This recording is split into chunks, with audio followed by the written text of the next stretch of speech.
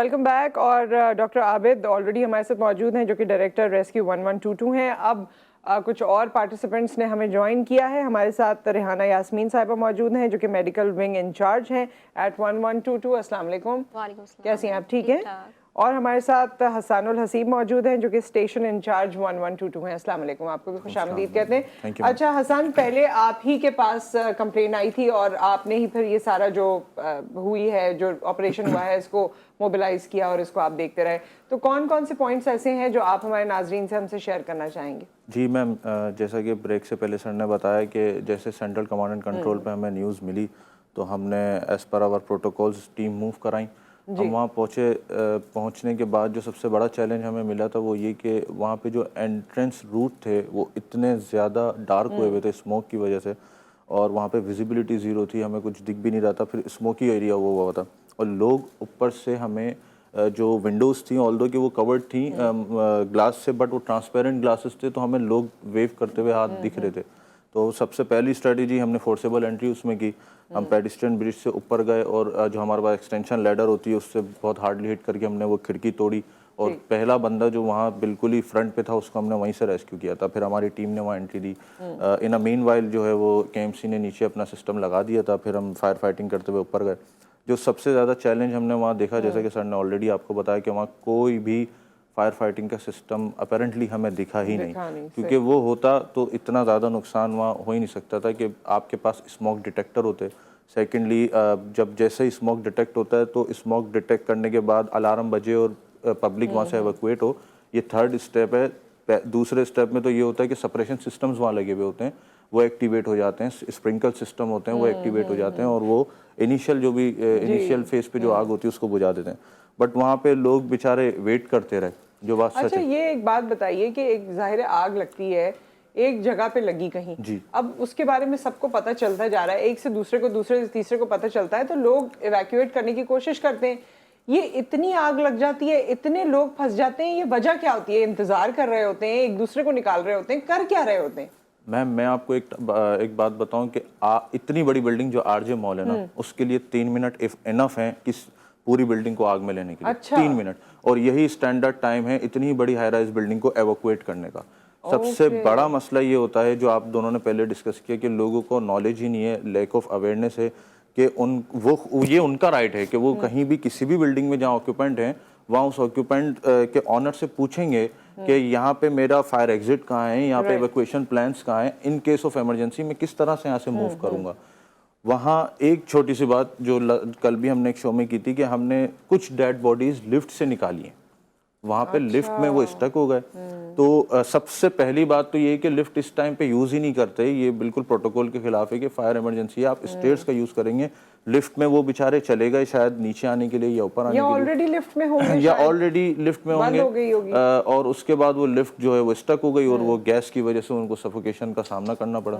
तो अगर उन्हें ये नॉलेज होती इनिशियली कि हमें एग्जिट किस तरह से करना है, मैप्स लगे हों, तो वो अपनी जान बचा ज़्यादा बेहतर कर लेंगे। अच्छा रेहाना साहिबा, आप क्योंकि हमें ये आज बताएंगे भी कुछ डेमोन्स्ट्रेशन, लेकिन इससे पहले ये भी बताइए कि बच्चों के हवाले से आप लोग ऑलरेडी काम कर रहे हैं उनकी आगाही के हवाले से। हाँ, क्योंकि हमने ये जो है emergency first responder training start की है, जिसके अंदर जो है हम यही कहते हैं कि जैसे इंसिडेंट हुआ, जो फर्स्ट रिस्पॉन्डर होता है उसको ये लाइफ सेविंग टेक्निक आनी चाहिए।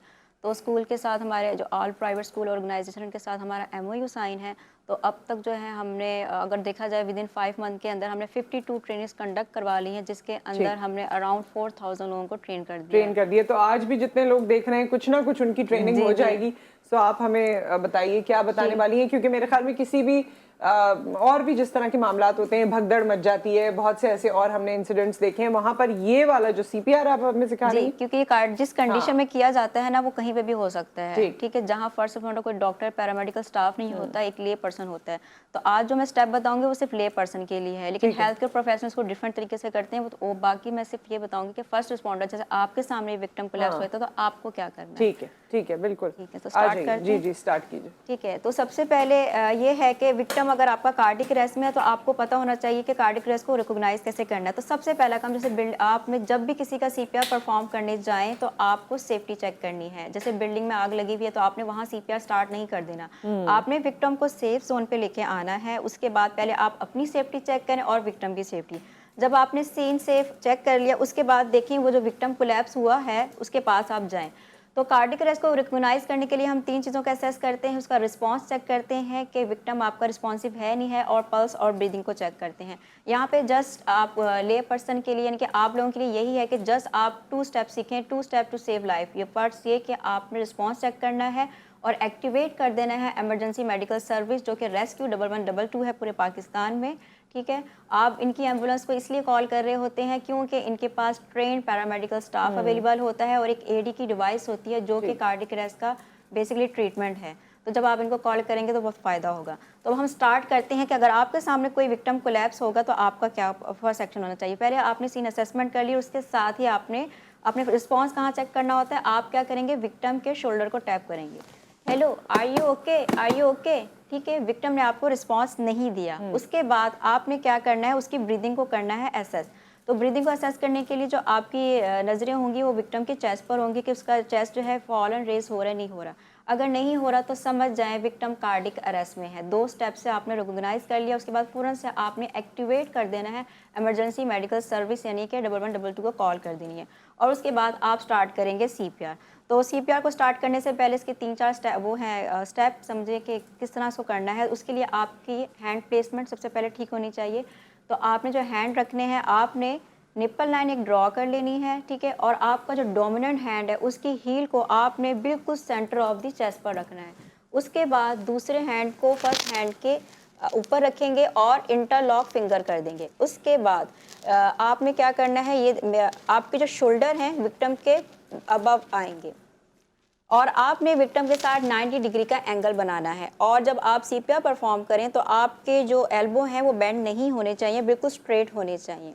अच्छा, ये हो गई हैंड प्लेसमेंट। उसके बाद आपकी जो है सेकंड है कि आपने कितना कंप्रेस करना है। अडल्ट के अंदर हम एटलीस्ट 5 सेंटीमीटर तक डेप्थ को अचीव करते हैं, चाइल्ड में जस्ट अबाउट 5 सेंटीमीटर है, अगर आप इन्फेंट में करने जाएंगे तो 4 सेंटीमीटर है। इसके बाद आपने देखना है रेट यानी कि कंप्रेशन कितने परफॉर्म करने हैं। 1 मिनट के अंदर आपने 100 to 120 कंप्रेशन परफॉर्म करने हैं और जितना आप कंप्रेस करेंगे उतना आप रिकॉलिंग का भी ख्याल रखेंगे। वो इसलिए ज़रूरी होता है, जब आप कंप्रेस करते हैं तो ऑक्सीजन ब्लड पंप होता है और वो ब्रेन और दूसरे ऑर्गन पे जाता है, और जब आप रिकॉलिंग का ख्याल रखते हैं तो आपका हार्ट रीफिल होता है डीऑक्सीजन ब्लड के साथ। तो अब हम परफॉर्म करते हैं कि CPR कैसे परफॉर्म करना है। 1 2 3 4 5 6 7 8 9 10 11 12 13 14 15 16 17 18 19 20 21 22 23 24 25 26 27 28 29 30। ये आप कंटिन्यू रखेंगे जब तक आपने जो हेल्प कॉल की है वो ना आ जाए, यानी कि रेस्क्यू 1112 की टीम ना आ जाए, या विक्टिम ने रिस्पांस ना देना शुरू कर दे, या फिर ऐसा हो कि जैसे बिल्डिंग में बहुत ज़्यादा आग लगी या आपके लिए वो सीन अनसेफ ना हो जाए। आप ये अमल दोहराते रहेंगे। आपके अच्छा, वन टाइम में ये आपको 30 रेपिटेशंस करनी है? जी 30 कंप्रेशन के बाद आप 2 ब्रेथ देना चाहें दे सकते हैं, लेकिन अगर आप कंटिन्यूसली भी कंप्रेशन करते हैं हैंड्स वाली CPR भी इफेक्टिव है। 90% चांसेस है कि जो विक्टिम आपके सामने कोलैप्स हुआ है वो बच जाएगा। लेकिन अगर आपने वही गोल्डन मिनट के अंदर उसका CPR स्टार्ट नहीं किया तो जैसे ही 1 मिनट गुजरेगा तो उसका 10% सर्वाइवल रेट डिक्रीज हो जाएगा। अच्छा। अगर आप विद इन 1 मिनट का CPR स्टार्ट कर देते तो बचने के चांसेस 90% है। और अगर 1112 की एम्बुलेंस आ जाती है और AD की डिवाइस ऑपरेट हो जाती है, अगर रिदम शॉकेबल है और हम शॉक डिलीवर कर दे तो बचने के चांसेस ट्रिपल हो जाते हैं। ठीक है। और इन्फेंट के लिए मैं बता दूं, आपने सिर्फ जस्ट 2-3 चीज़ों का डिफरेंस है। आपने सिर्फ फिंगर की मदद से आपने CPR करना है। Just below the nipple line आप भी 2 फिंगर से आप कंप्रेशन परफॉर्म करेंगे और आपकी जो डेप्थ होगी 4 सेंटीमीटर होगी, और या 2 थंब सर्कलिंग से आप कर लें, ये टेक्निक होगी। बाकी तमाम चीज़ें ठीक वो सेम है कि रिकॉलिंग का ख्याल रखना है और जो है रेट जो है आपका 100 to 120 होना चाहिए पर मिनट। हाँ, और प्रेशर भी जो है वो आपने बता दिया जी 4 सेंटीमीटर, क्योंकि इन्फेंट थोड़ा छोटा होता है, डेप्थ नहीं। और वैसे भी हर किसी का अलग अलग जो बॉडी कॉम्पोजिशन होती है जिसने CPR करना है, तो कुछ लोगों का वैसे ही हाथ सख्त होता है, फोर्स ज्यादा होती है, कुछ की कम होती है, देन मेल और फीमेल का भी फर्क होता है। नहीं, ये डेप्थ स्टैंडर्ड है, यही आप नहीं जो कर रहा है, मैं सिर्फ उसकी बात कर रही हूं। ही डेप्थ अचीव करनी है। अब ये है चाइल्ड में जस्ट हम अबाउट 5 सेंटीमीटर रखेंगे। अब चाइल्ड के अंदर हम क्या करते हैं, वन हैंड से सीपीआर करते हैं, बट मुझे चाइल्ड का सीपीआर करना पड़े तो फिर मैं अपने दोनों हाथों का इस्तेमाल करूंगी, या अगर चाइल्ड ओबीस है फिर आप दोनों हाथों का इस्तेमाल करते हैं, बाकी टेक्निक सेम रहती है। ठीक है, कोई सवाल आप लोग कर रहे हैं जो मुझे समझ नहीं आ रहा तो वो मुझे क्लियर बोलेंगे तो मैं ज़रूर पूछ लूँगी कि क्या और लोग समझना चाहते हैं या सीखना चाहते हैं।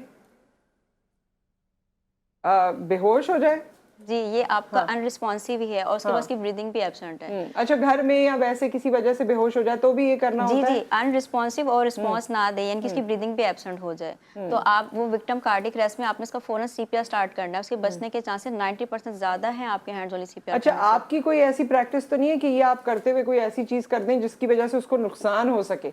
देखें, अक्सर हमारे पास कैंडिडेट्स आते हैं ट्रेनिंग के लिए, वो ये पूछते हैं कि भाई रिब्स टूट जाएंगी, हम रिब्स का ख्याल रखें, ब्लीडिंग बहुत हो रही है, तो हम उनको यही कहते हैं, देखें आप पहले कंप्रेशन कर लें, अगर रिब्स टूट रही हैं क्योंकि ओल्ड एज में टूट जाती हैं, लेकिन आप कंप्रेशन रखें, एटलीस्ट जब आपका विक्टिम सर्वाइव कर जाएगा तो वो फिर देखेंगे कि रिब्स कैसे कॉम्प्लिकेशन के साथ किस तरह सर्वाइव कर सकते हैं। देखिए, हर चीज़ की एक कॉम्प्लिकेशन बिल्कुल है, और क्योंकि ये एक बेसिक टेक्निक है जो हर किसी को आनी चाहिए, और खुदा ना खासा जिस सिचुएशन में सीपीआर होता है उस सिचुएशन में अगर हम कॉम्प्लिकेशन को देखना शुरू करेंगे तो हम शायद जान ना बचा सकें। तो हमारे लिए जो बेसिक ऑब्जेक्टिव ये होता है कि हम किसी की जान बचाएं, और इस बेसिक टेक्निक से, जैसे आपने भी सवाल किया कि अगर घर में कोई बेहोश हो जाए, देखें दो चीज़ें बड़ी इंपॉर्टेंट है, पल्सलेस हो, उसका पल्स नहीं हो, और दूसरा उसकी क्योंकि ब्रीदिंग पैटर्न देखना है। अगर उसका ब्रीदिंग पैटर्न नहीं है, इट मीन्स के उसको सीपीआर की ज़रूरत है, लेकिन ब्रीदिंग पैटर्न ठीक है उसका, तो फिर हम सीपीआर नहीं कर सकते।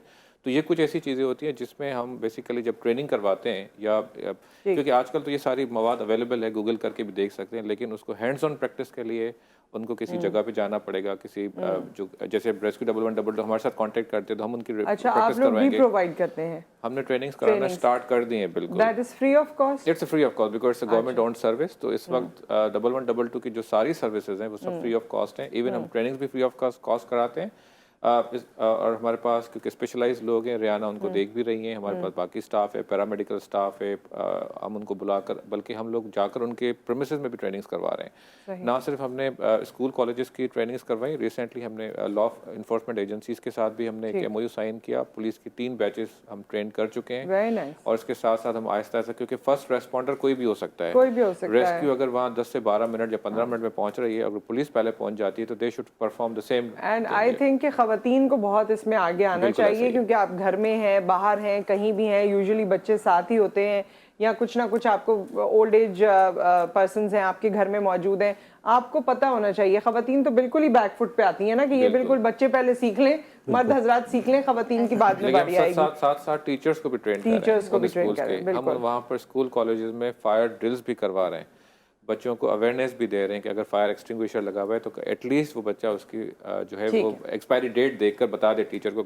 ये जो है इसकी एक्सपायरी डेट होगी, इसको चेंज करवाएं। ठीक है, सो विद दैट बहुत बहुत शुक्रिया आप सबकी तशरीफ आवरी का, thank you so much. And I hope कि ये जो हादसा हुआ है कल, इसमें जितने लोग अब अस्पताल में मौजूद हैं, अल्लाह ताला उनको शिफा दें, बेहतर हो जाएं वो लोग, और ऐसे हादसात से भी हम बचते रहें। लेकिन ऐसे हादसात से हमें खुद जो बचना है वो ट्रेनिंग करके बचना है और अपने आप को अवेयर करके बचाना है। सो विद दैट एक ब्रेक आ गया, ब्रेक के बाद हम वापस आते हैं और फिर कंटिन्यू करेंगे।